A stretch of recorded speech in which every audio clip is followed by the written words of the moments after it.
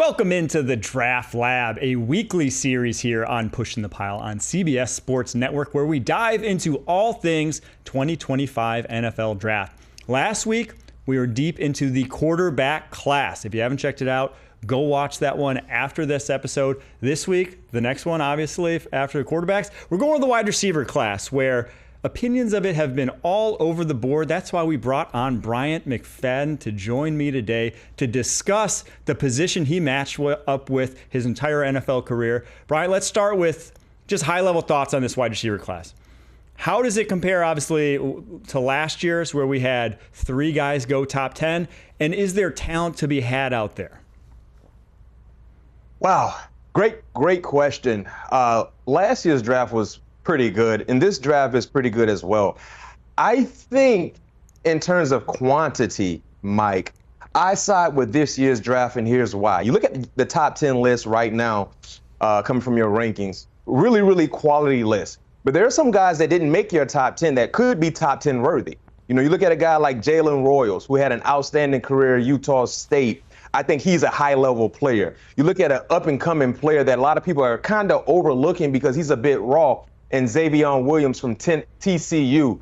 I think he has the potential to be a really good player in the National Football League because of his measurables and how athletic he is, and just the ability to do a lot in an offensive system. So when you look at the quantity, Mike, I think I kind of side right now with this year's draft. Now, a lot of that could clearly be defined better after the combine when these guys go out and perform. But when you look at what we've seen from these guys on the collegiate side of things and just watching their tape over the last year and a half or so, there's a lot of guys that can easily be in a top 10 selection depending on who you're asking. I do tend to agree with that assessment that there's not a Marvin Harrison Jr. in this draft class. There's not a Malik Neighbors in this draft class. It doesn't have the top-end guys that are day one impact starters the way we saw a year ago when, was it 4 guys went for over 1,000 yards as rookies? That's not going to happen in this year's class. But uniquely, I do think middle of the third round, you'll be able to grab a starter in this year's draft class. There is depth, and there is depth at positions, or at the receiver position that has size. A lot of times when there's depth and it's all guys who are 5'10", 185, that's not really depth. 5'10", 185 guy has to play a specific role in the offense. There are guys that aren't in that top 10 that was just on the board that we're going to go through here in a second that are like 6'2", 215. That can legitimately play outside wide receiver. They're just, for whatever reason, not in my top 10. So let's go through that top 10, though, and we'll get your reaction on who you think's too high, who you think's too low, and who you think's just right. So at number 1, I'm considering Travis Hunter a wide receiver. He's going to play wide receiver in some capacity. I think that's where, his cornerback tape's awesome. His wide receiver tape is just as awesome, in my opinion. He is a guy that if you let him focus on that position, he will be a top-of-the-market second contract wide receiver. Wide receivers make $10 million more a year than cornerbacks. Why? Because they make more of an impact than cornerbacks. Sorry, Bryant. But they just do in today's NFL with so many teams playing this off, soft zone.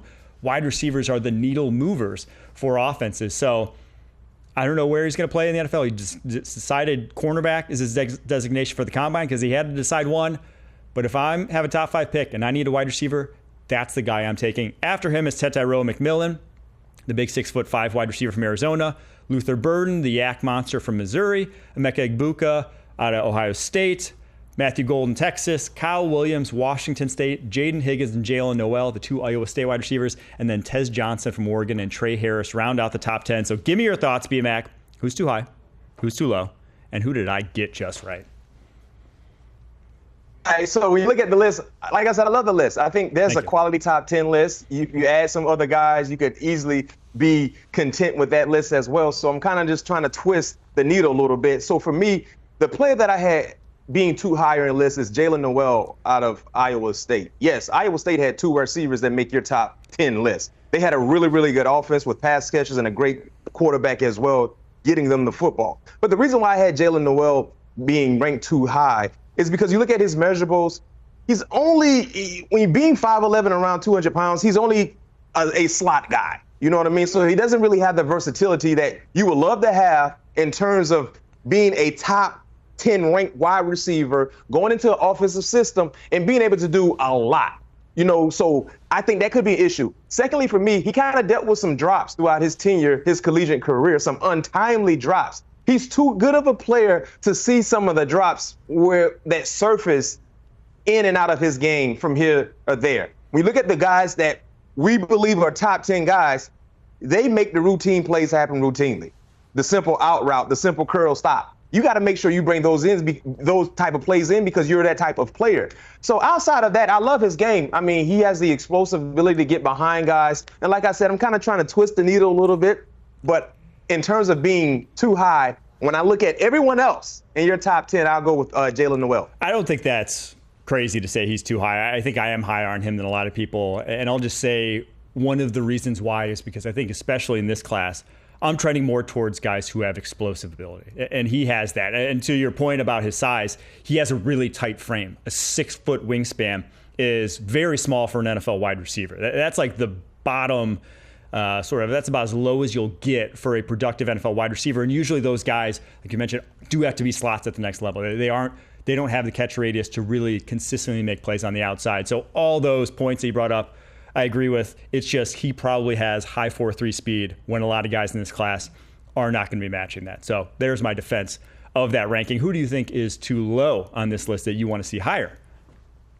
Great segue because you were talking about size and measurables, the lack thereof.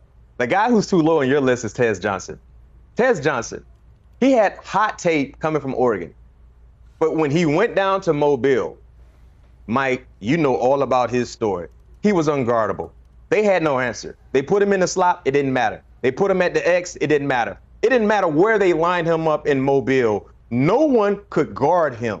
And the thing I love about Tez, he is 5'10", 158-ish, 160, but he has the heart of a 6'4" wide receiver. He plays bigger than he is.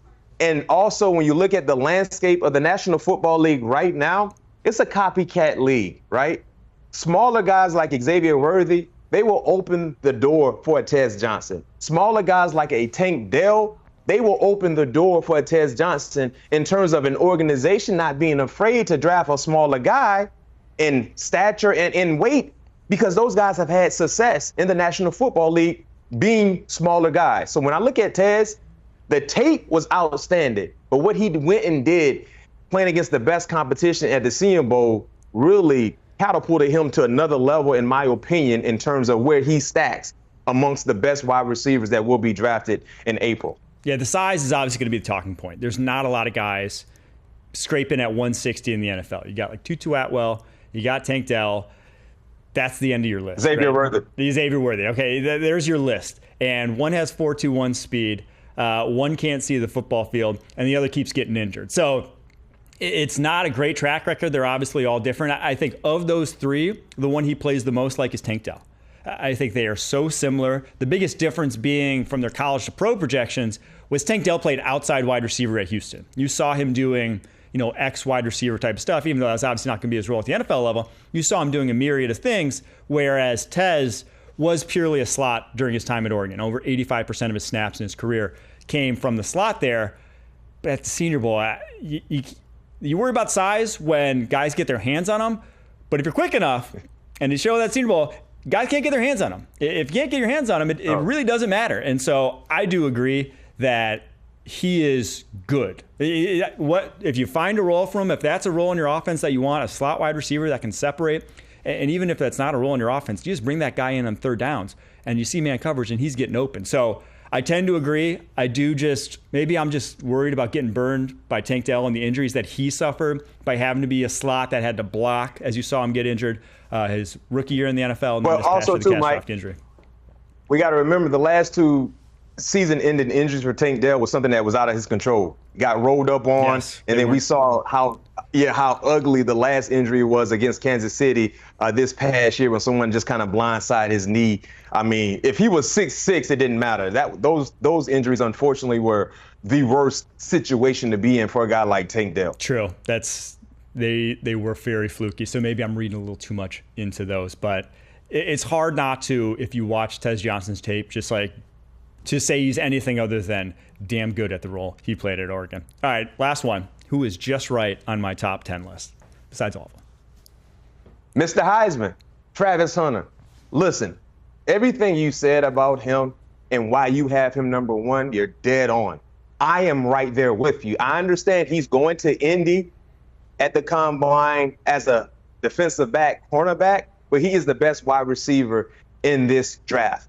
And if you're telling me he's going to be drafted as a cornerback, I'm okay with that as long as you have an offensive game plan for him to be involved in. Second and long situations, third down situations, red zone, he needs to be on the offensive side of the football field because he is a difference maker when he's catching passes.